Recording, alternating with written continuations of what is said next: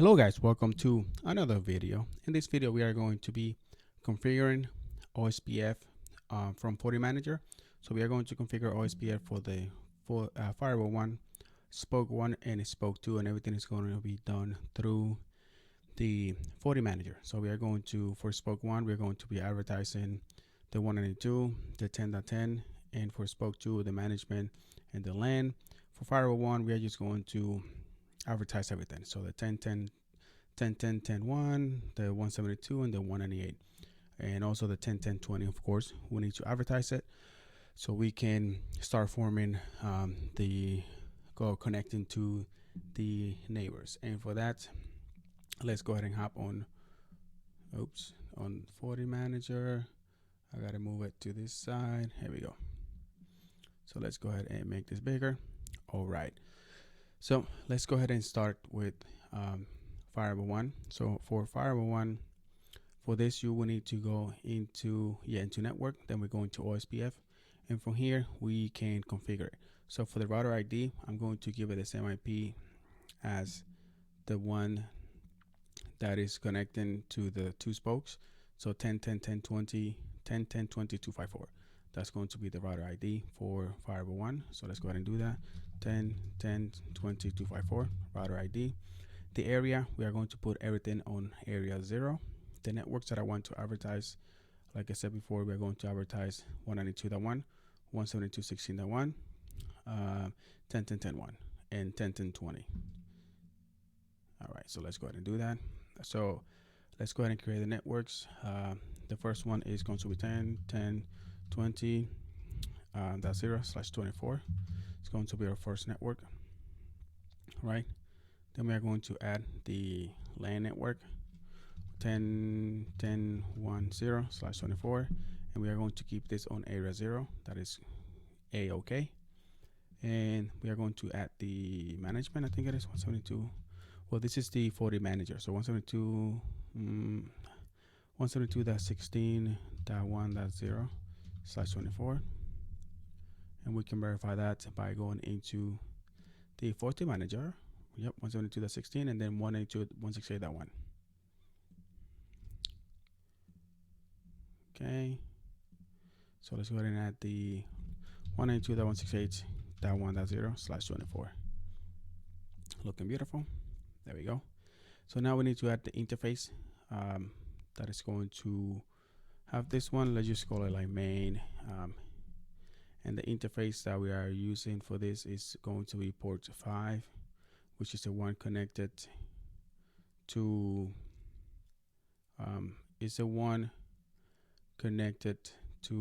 the spokes. Press OK. We don't need to do anything else. Let's go ahead and apply it. That looks good. What else do we need to do? Well, that's done. So now let's go ahead and go to spoke 1. And for spoke 1, we just need to add the 10.10.10.10.20, 192, and 10.10.3. Let's go ahead and do that. So the router ID is going to be 10.10.20.3. The area, you can go ahead and create one, just the regular area 0. That's fine. The networks, the first one is going to be 10.10.20.0/24. And then we need to create the 192.168.3.0/24. Is that what we got here? Yes, sir. And then 10.10.3.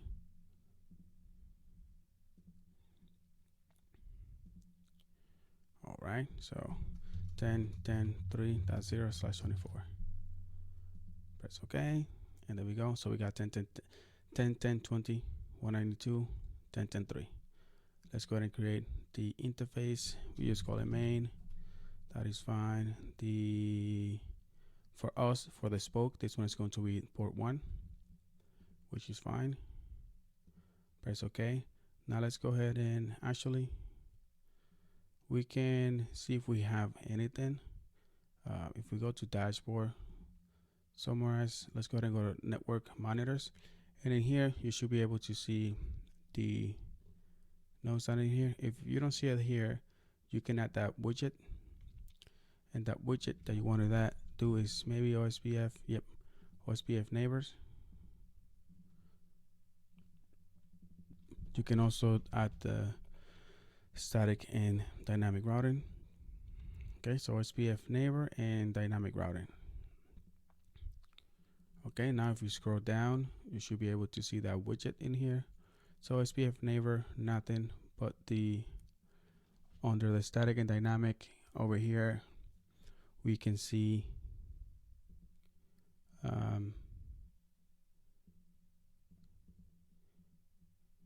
yeah, we don't see anything yet. And how about firewall 1? Do we go to network monitors? I think we have this widget here. Yep, OSPF. There's still no neighbors. That's fine. Let's go ahead and go spoke 2, because I think it should synchronize. No, I don't think it's synchronized. So we will have to install this. So yeah, we have to install this. So before, let's go ahead and just go to OSPF for spoke 2. Spoke 2 is going to be similar to spoke 1. So this one is going to be 20.4. Router ID. We're going to create area 0. The networks that we need to add, the first one is going to be 10.20.0/24. And the other one is going to be 10.10.4.0, which is a LAN. And then the management, which is 192.168.4. 192.168.4.0/24. Press OK. Then, like the other ones, we need to add the interface. Let's just call it main. The interfaces, we need to add port 1, right? Because that's the one that's going to establish that neighbor relationship. Let's go ahead and press OK. All right, so let's go ahead and install this. So this one is going to be a device setting only. We don't have any policy packages, so it's going to be device settings only. So let's go ahead and go next. Next. And I don't need to see the preview. Let's go ahead and start firing this up. Okay, guys, so I installed the policy. Let me see where we at. All right. So the policy has been installed. Everything is good to go. Let's go to firewall 1 and see if we go to summary, network monitors, and we scroll down, of course. Oops, there we go. So we have the OSPF neighbors in here. Do we have any dynamic? No, we don't have it. We didn't add the dynamic.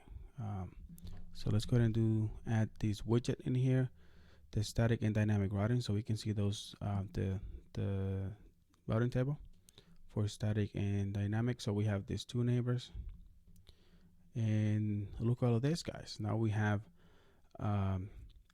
this network over here that we learned 10.10.10.3, right, from 10.10.10.20 via port 5. The distance is 120, which is the default administrative distance of OSPF, and you can see the type over here is OSPF. Then we have 10.10.10.4. We can get to it via 10.10.10.24. Port 5, 1.3. The administrative distance is 120. Like I said before, the default administrative distance of OSPF. And then we have, what else we got? We got the other ones, the other two over here. So the one is 192.168.3.0. We can get to it via 10.10.23 OSPF, and also we have the .4 192.168.4 over here. But we can get to it via 10.10.24.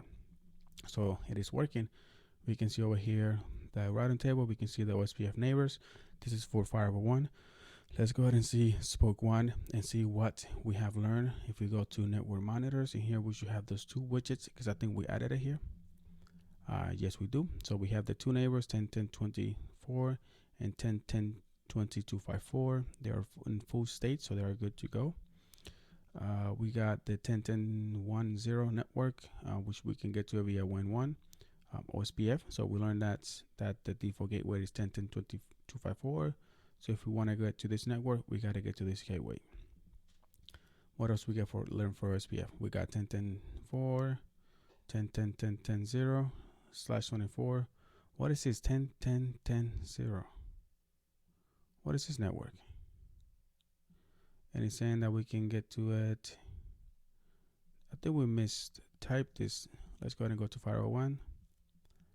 I think this one, let me go to network. Let's go ahead and go to OSPF. Do we have a 10? No, we don't. Oh, but we learned that via static. Oh, that's because, that's why. I forgot to disable that. So, okay, let me go ahead and go back. So we are learning that. Let's go ahead and go back in here so I can show you what happened. So we are learning, go to dashboard, go to network monitors again. So the 10.10.10.0 network, we are learning that this OSPF 10.10.10.0, if you do a route lookup, let's not do that. So we are learning this network because on firewall 1, I forgot that I had that enabled previously when I was doing some testing, and I never turned it off. So what happened was that since we have a static route, let me show you, we have a static route, a default route going to 10.10.10.254, and I told on my OSPF configuration, I told my firewall to inject that. So it is injecting my static route into OSPF. So I'm telling them that if they want to reach that network, it is over here. All right, I'm injecting my static routes. So if I go into my, let's go ahead and go back to the spoke 1 routes. Open it over here, network. So I'm basically injecting the routes in OSPF, right? So I'm saying that if you want to reach anything else, you can go out this way. 10.10.20. Wait, let me see OSPF. Yeah, right here, 10.10.10. So I'm injecting this guy over here for them to learn about this other network that I have in my network, right, in my gateway. So yeah, that was injected, right? If we would like to get rid of that, what I need to do is I need to go into firewall 1, of course. We go into network, OSPF, and then what I need to do is I want to disable this. You should be able to right click it. Let's go ahead and disable that for connected as well, and for the static. We don't want to inject that, and you can either inject it as type 1 and type 2. Disable, need to apply first, right? And let's go ahead and install this so we can get rid of it. And we're only going to install it for firewall 1 because firewall 1 was the only one that had that configure. So let's go ahead and install that again so we can get rid of that. But it's something that you can do, right? Where you can inject routes instead of typing in other routes. If you have a static routes that you want to add into your OSPF, you can just check to inject these static routes into OSPF. So let's go ahead and wait for this to be done. And well, look, it looks like it's going real fast, real quick. I love it. It is almost done. So after it's done, it should take it shouldn't take long for us to see that route to drop that. Okay, so the policy is done. Let's go ahead and go finish, and let's go ahead and go to spoke 1. Let's see what we find here.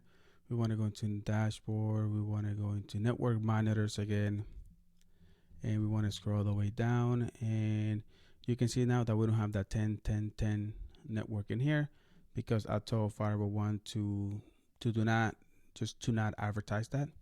So now it's not there anymore. Okay, so as you can see over here, we now have routes to everything. We know where everything is, and so these two firewalls, they know where all the networks are now, so they should be able to ping each other. But we need to install some policies in here.